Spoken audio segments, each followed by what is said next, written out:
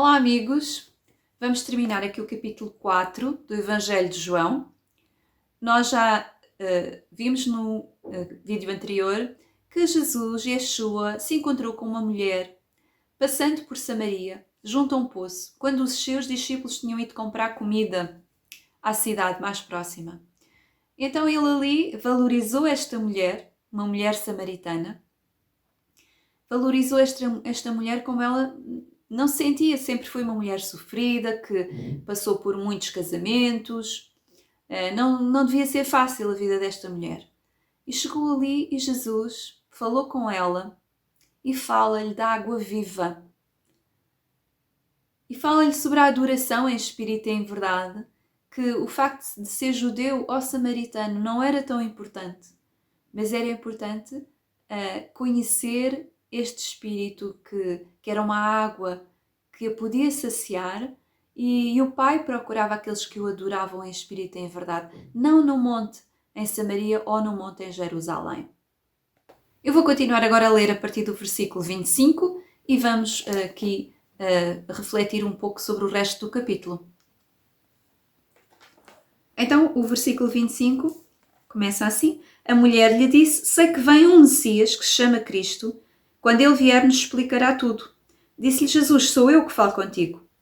Naquele instante, chegaram os seus discípulos e admiravam-se de que falasse com uma mulher.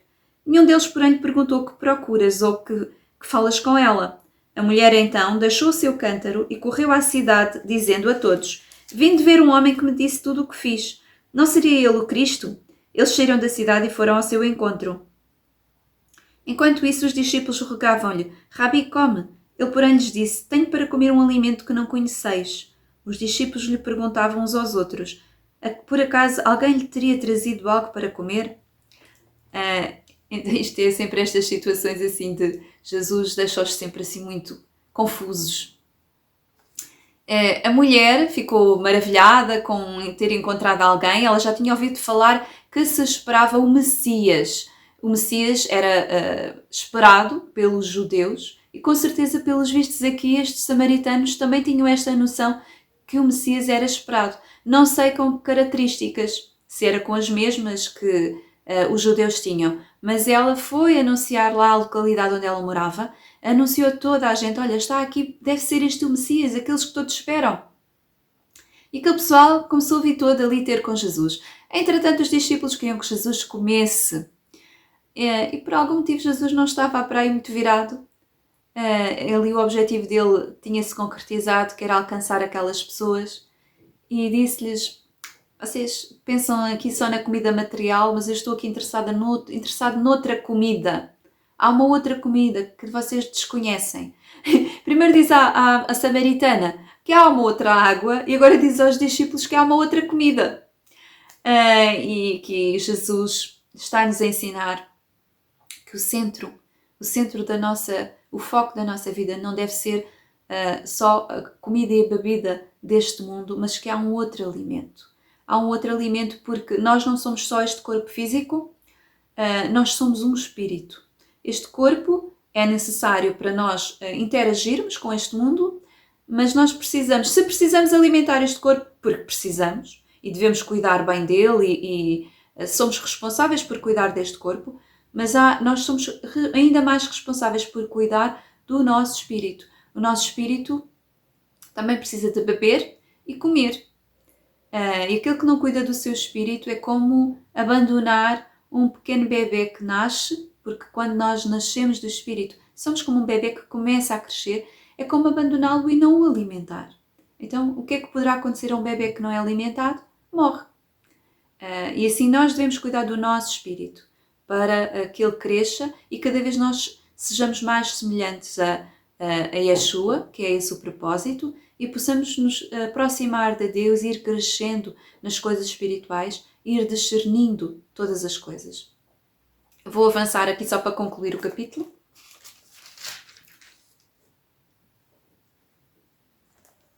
Diz Jesus: meu alimento é fazer a vontade daquele que me enviou e consumar a sua obra. Não dizeis vós: ainda 4 meses e chegará a colheita? Pois bem, eu vos digo: erguei os vossos olhos e vede os campos, estão brancos para a colheita.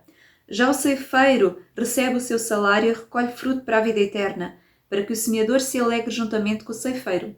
Aqui, pois, se verifica o provérbio: um é o que semeia, outro o que ceifa. Eu vos enviei a ceifar onde não trabalhastes, outros trabalharam, e vós entrastes no trabalho deles. Muitos samaritanos creram nele, daquela cidade creram nele, por causa da palavra da mulher que dava testemunho.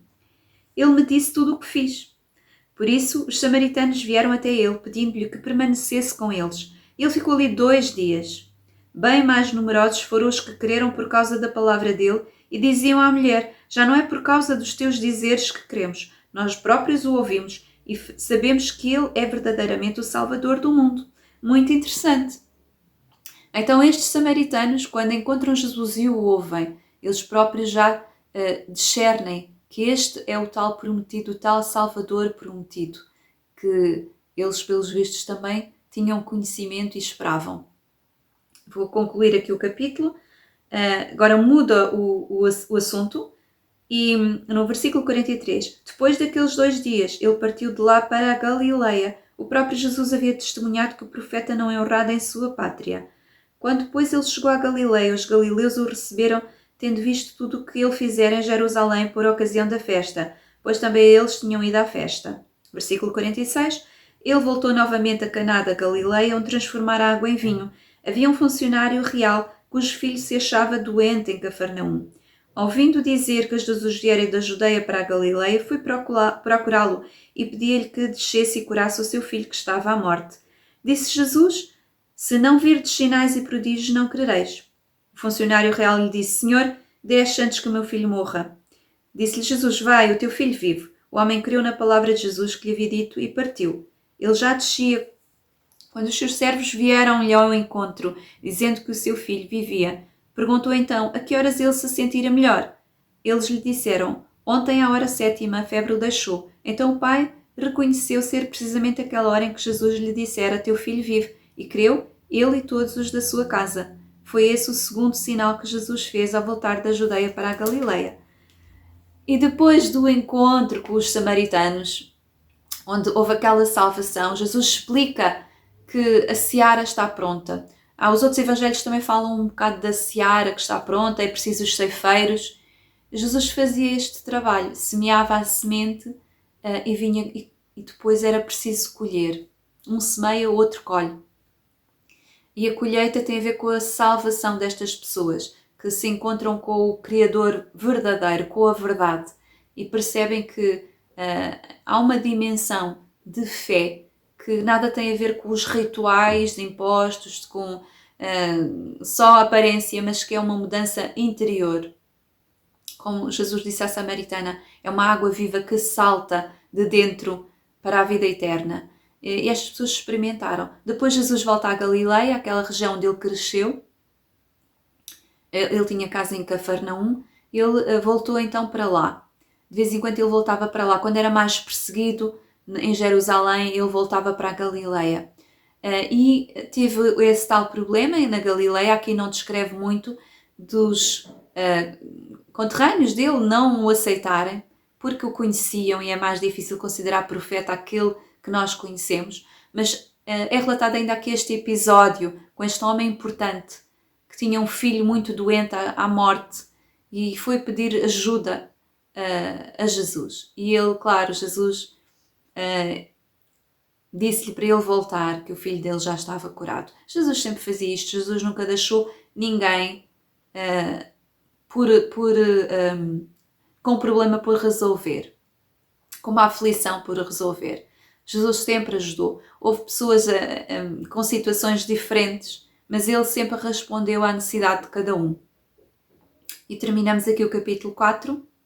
Leiam sempre os textos e meditem nos textos, porque poderão até perceber algo que eu não falei.